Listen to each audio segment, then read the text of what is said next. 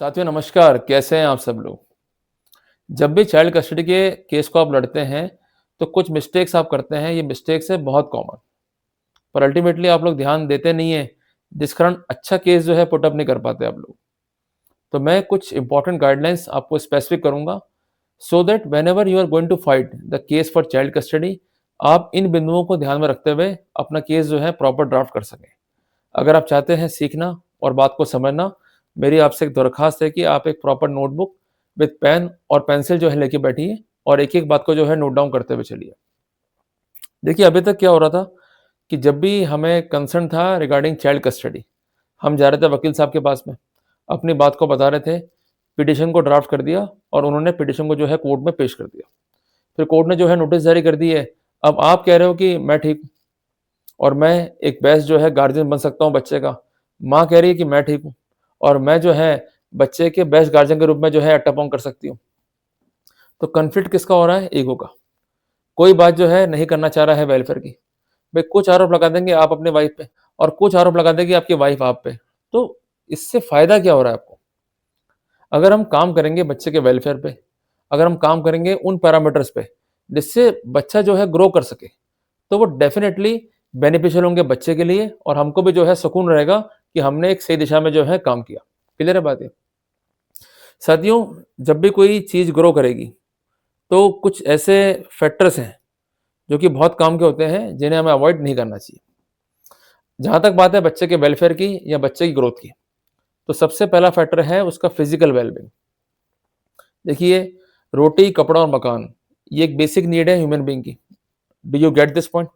तो बच्चों को प्रॉपर फूड क्या दिया जा रहा है, बच्चे का क्या रीजनेबल क्लोथिंग है, बच्चे का अकोमोडेशन क्या है, बच्चे के मेडिकल खर्चे क्या हैं और उसको किस प्रकार इनकाउंटर किया जा रहा है, इस सेगमेंट में वो समस्त बातें जो है रखी जाती है।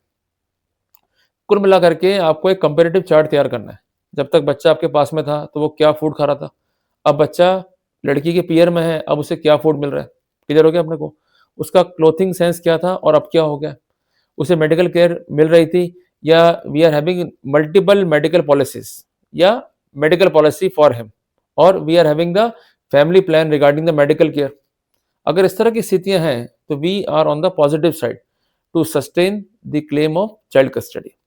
तो माँ को हर एक बिंदु पे जो है उत्तर देना होगा। अगर आपके रखे स्ट्रॉन्ग क्लेम को वो रिब्यूट नहीं कर पाती है, उसका स्पेसिफिक रिप्लाई नहीं दे पाती है, तो by the virtue of order 8 rule 4 of CPC हमारा क्लेम जो है मजबूत होगा। पर दुर्भाग्य ये है हमारे साथ में कि हमें कोई गाइड नहीं करता कि केस जो है पुटअप कैसे करना है। तो मैं बेसिकली आपको गाइड कर रहा हूँ how to work out on the scenario so that we could effectively put up our case for child custody. Clear हो गया अपने को? साथियों, फिजिकल वेलबिंग हो जाएगा, पर इसके साथ साथ एक महत्वपूर्ण फैक्टर क्या है, उसका मेंटल वेलबिंग या उसका इमोशनल वेलबिंग। तो बेसिकली इस कैटेगरी में हम लोग जोर देते हैं लव पे, अफेक्शन पे, कॉन्फिडेंस पे और उसकी इमोशनल सिक्योरिटी पे।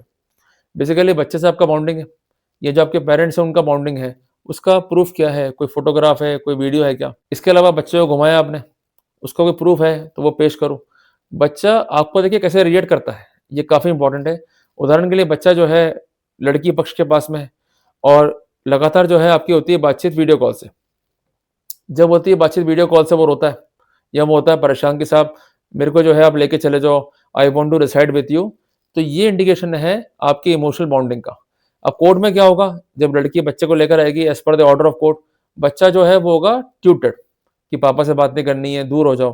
तो आपका कलेक्ट किया हुआ एविडेंस और जो एविडेंस रिकॉर्ड पर है उसमें वेरिएशन जो आएगा उसका बेनिफिट जो है हमें मिलना ही मिलना है। क्लियर है बात ये? तो simply we have to collect the evidence in the easy way so that we could put up dominant side of child custody claim. इतनी सी बात है। क्लियर हो गया अपने को? अब आते हैं अपने तीसरे फैक्टर पे। ये फैक्टर भी जो है काफी इंपॉर्टेंट है, इसको भी जो है आप नोट डाउन कर लो। तीसरा फैक्टर है एजुकेशनल डेवलपमेंट। भाई अगर शिक्षा नहीं होगी तो बच्चा जो है एक अच्छा नागरिक जो है नहीं बन पाएगा। तो बच्चा चाहे बने इंजीनियर, चाहे बने एडवोकेट, चाहे बने जज, चाहे बने डॉक्टर, हर एक पर्सपेक्टिव में प्रोफेशनल एजुकेशन का जो है बड़ा ही महत्व है। तो बेसिकली जब बच्चा था आपके पास में तो कौन से स्कूल में पढ़ रहा था, अब बच्चा है पीयर में, अब कौन से विद्यालय में जो है पढ़ रहा है, उसका जो क्वालिटी एजुकेशन है कहीं वो अफेक्ट तो नहीं हो गया। इसके अलावा जो कंसर्न बच्चा है वो चाह रहा है ग्रो करना, means he want to participate in multiple games, पर जो लड़की के घर वाले हैं वो रोक रहे हैं। सिर्फ एक ही फैक्टर है कि पैसे नहीं है। या जो फंड्स आप दे रहे हो बच्चे के लिए उसका उपयोग क्या हो रहा है। तो इन सब बातों पे चर्चा जो है आप कर सकते हो इस सेगमेंट में। तो उसके लिए आपको क्वेश्चंस जो है फ्रेम करने होंगे कि जब तक बच्चा था हमारे पास में तो वो कैसे पढ़ा, अब बच्चा किस अवस्था में पढ़ रहा है और उसका एजुकेशन डेवलपमेंट किस प्रकार जो है हो रहा है। क्लियर है बात ये? कई बार ऐसा होता है कि माँ जो है बच्चे को स्कूल नहीं भेजती है, घर पे जो है कन्फाइन कर लेती है। तो कुल मिलाकर के पुख्ता एविडेंस विद कंपैरिजन जो है अपने को रखना होगा, उसके बिना काम नहीं बैठेगा। ये आप जो है नोट डाउन कर लो। अब चौथा आता है फैक्टर इसमें मॉरल डेवलपमेंट का, और इसके अलावा फैक्टर आता है कि सोसाइटी में या उसका जो कम्युनिटी है उसमें ग्रोथ कैसे हो रहा है बच्चे का। भाई देखो बेसिकली बच्चा क्या वैल्यू करता है रिलीजन की, उसका क्या डिसिप्लिन है टूवर्ड्स द रिलीजन, उसका एनवायरनमेंट क्या है, सराउंडिंग क्या है, ये काफ़ी इंपॉर्टेंट है। जब तक बच्चा आपके साथ में था तो उसके फ्रेंड्स भी थे, उनके साथ वो खेलता था और वो किसी ना किसी पार्क में जो है एंजॉय करता था। अब बच्चा घर में कन्फाइंड है, तो ये एक इंपॉर्टेंट फैक्टर है। घर में कन्फाइंड है तो क्या वो डेवलप कर पाएगा? उत्तर है नहीं। तो इसलिए एक-एक पॉइंट पे हमें जो है रिसर्च करना है, एक-एक पॉइंट पे एविडेंस कलेक्ट करना है और पुख्ता साक्ष्य के साथ में केस को रखना है, तो अपने को जो है फ़ायदा हो जाएगा। इसके अलावा बच्चा हनुमान चालीसा पढ़ता है नहीं पढ़ता, कोई रिलीजियस चैंटिंग करता है नहीं करता, ये काफ़ी इंपॉर्टेंट है। अब मान लीजिए आपने सिखाया बच्चे को हनुमान चालीसा पढ़ना, ठीक है जी, आपके पास जो है रिकॉर्डिंग है। अब एक बेस क्या बनेगा कि जब तक बच्चा था मेरे पास में तो हमने सिखाया इसको हनुमान चालीसा। अब बच्चा लड़की के पीयर में है करीबन साल भर से, 1.5 साल से, 2 साल से, इसने क्या सीखा इन 2 सालों में? क्या कोई प्रेयर सीखी इसने?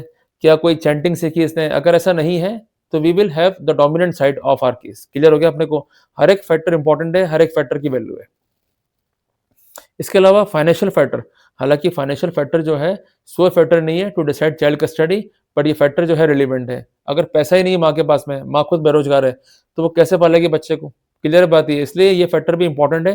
तो बच्चे के लिए आपने क्या सिक्योरिटीज रखी है, उसके लिए आपने क्या अरेंजमेंट्स कर रखे हैं, और इन फ्यूचर जो नीड होगी बच्चे की वो कैसे फुलफिल करेंगे आप in term of financial settlement, इस पर जो है अपने को साक्ष्य रखनी है। अगर बच्चा एक सर्टेन एज को जो है ले चुका है और वो बात को समझने को तैयार है, तो बेसिकली उसका साइकोलॉजिकल एवोल्यूशन हो, कोड उसकी इच्छा को जाने, कोड जाने प्रेफरेंस का, ये भी एक इंपॉर्टेंट जो है फैक्टर है। क्लियर है बात ये? अगर बच्चा आपके साथ जो है शो कर रहा है attachment even in the court of law, तो हमारे चांसेस जो हैं टू गेट चाइल्ड कस्टडी वो बढ़ जाते हैं। इसके अलावा जो वेल विशर हैं आपकी फैमिली में, मीन्स आपके पेरेंट्स, आपके जो कंसर्न भाई बहन है, वो क्या भूमिका जो है निभाएंगे बच्चे के वेलफेयर में, वो क्या सपोर्टिव रोल जो है प्ले करेंगे। तो वेल विशर रोल कैसे होगा उनका, वो आपको स्पेसिफिक करना है। आप लोग क्या करते हो, सिंपल उनके बयान कराते हो, ऐसा मत करा करो। उन्होंने अभी तक क्या योगदान दिया regarding the well wishing of child, और अब क्या योगदान वो कर सकते हैं, ये इंपॉर्टेंट जो है फैक्टर है। इवन आपके भाई की वाइफ है तो वो बच्चे के लिए क्या कर सकती है बेस्ट से बेस्ट। क्लियर है बात ये? तो ये सब सपोर्टिंग एविडेंस बनती है केस को जीतने के लिए। फिर आते हैं कंटेंट ऑफ द पार्टी में।